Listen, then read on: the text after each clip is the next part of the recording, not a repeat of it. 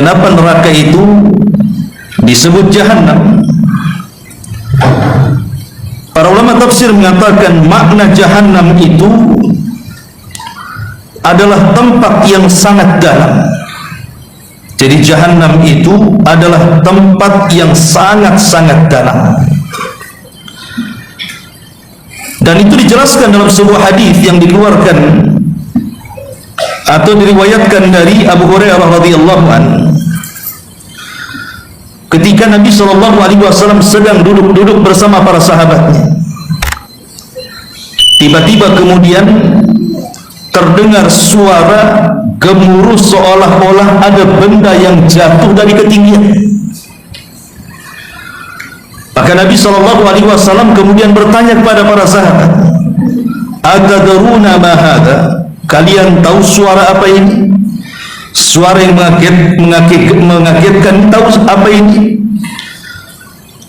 Qulna Allah wa rasuluhu alam. Kami para sahabat, kata Abu Hurairah radhiyallahu anhu, mengatakan Allah dan Rasulnya yang tahu. Qala, maka Rasulullah sallallahu alaihi wasallam mengatakan, hadza hajarun rumiya bihi finnar mundu sab'ina kharifan fahuwa yahwi finnari al-ana hatta intaha ila qariha. Kata Nabi sallallahu alaihi wasallam, ini adalah batu sebesar unta yang dilempar ke dalam api neraka. Sejak 70 tahun yang silam batu ini melayang, sekarang baru sampai di dasar Jahannam. Jadi kalau seandainya ada orang yang melempar batu dengan kedalaman yang tidak tahu kecuali Allah Subhanahu wa ta'ala, selama 70 tahun batu itu melayang-layang. Baru setelah 70 tahun lewat, batu itu kemudian baru sampai di dasarnya. Begitu dalamnya Jahannam itu. Anda bisa bayangkan 70 tahun melempar sebuah batu sebesar unta itu, baru sampai di dasarnya, sedalam apa itu?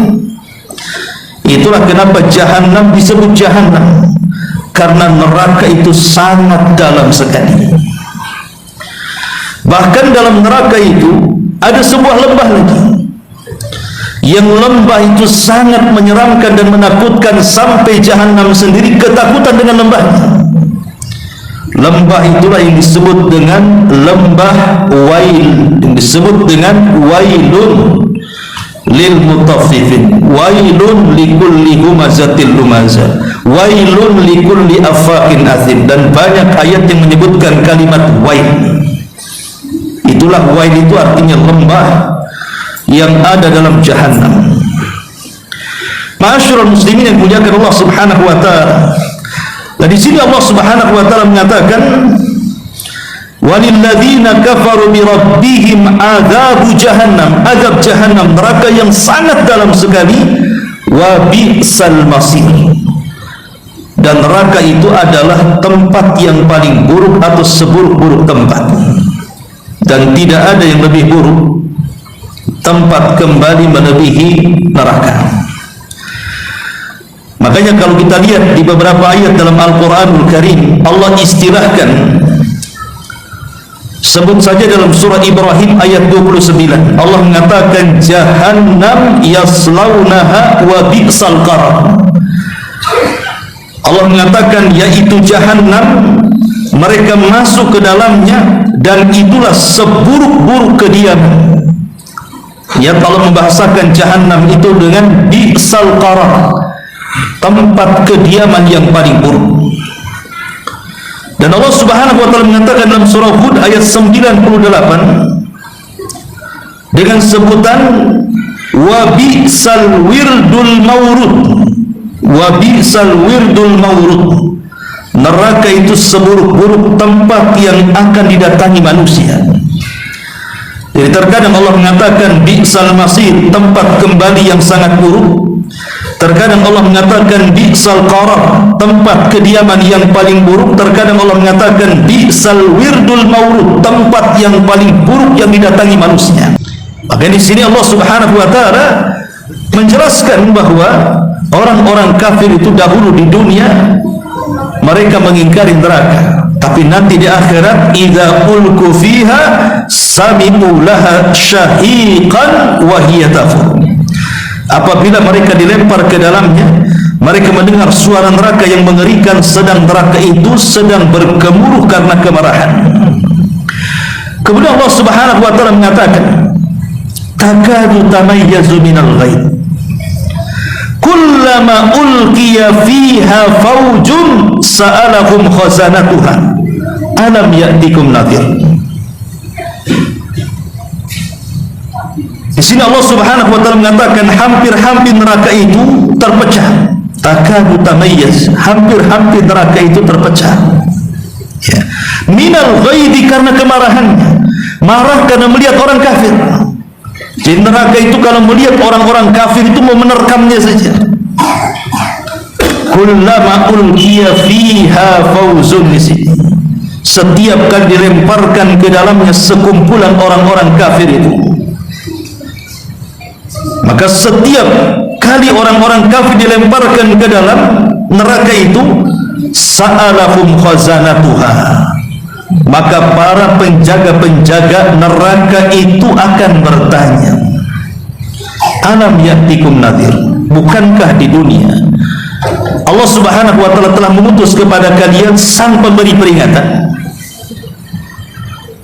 Jadi jangan salahkan Allah Subhanahu wa taala ketika memasukkan kalian ke dalam neraka, karena di dunia sudah diperingatkan bahwa telah diutus kepada kalian itu para nabi, para rasul, para ustaz, para kiai, kitab-kitab, tapi kalian kemudian tidak mengikutinya. Kalau sekarang kemudian tiba-tiba Allah Subhanahu wa taala menyiksa kalian karena kalian tidak mengikuti para nabi yang diutus Allah Subhanahu wa taala, rasakan kalian dengan kepedihan neraka hari ini. Makanya ikhwatu fiddin dimuliakan Allah Subhanahu wa taala, penghuni neraka itu setiap hari berdoa kepada Allah Subhanahu wa taala agar mereka bisa keluar dari neraka.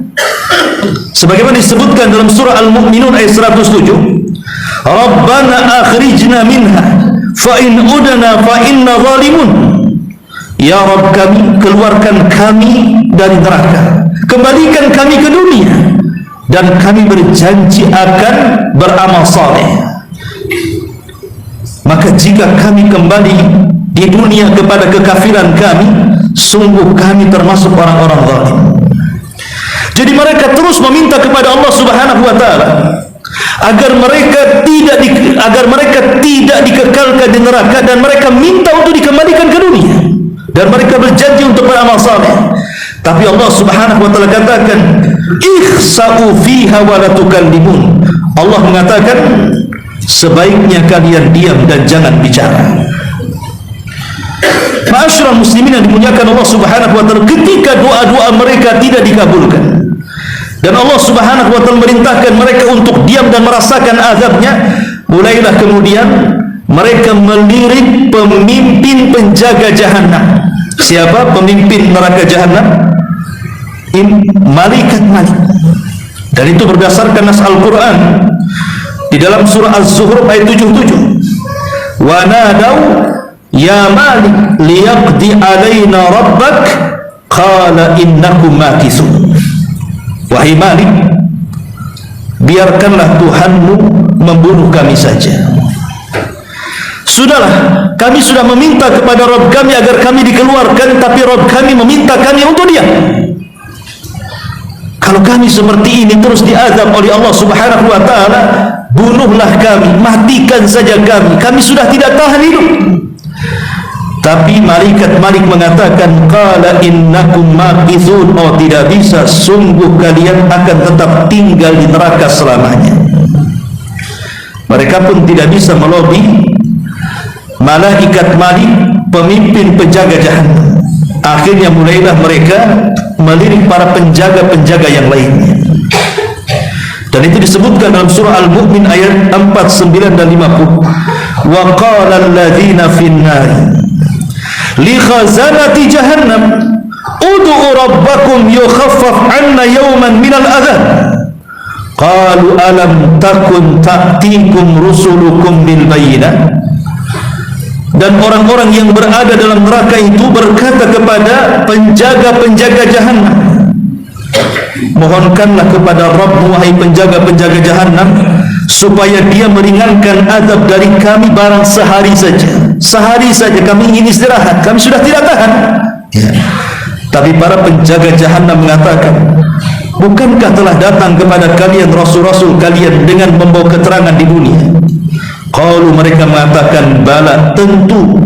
Qalu fad'u wa ma du'aul kafirina illa fi dhalal. Benar, sudah datang.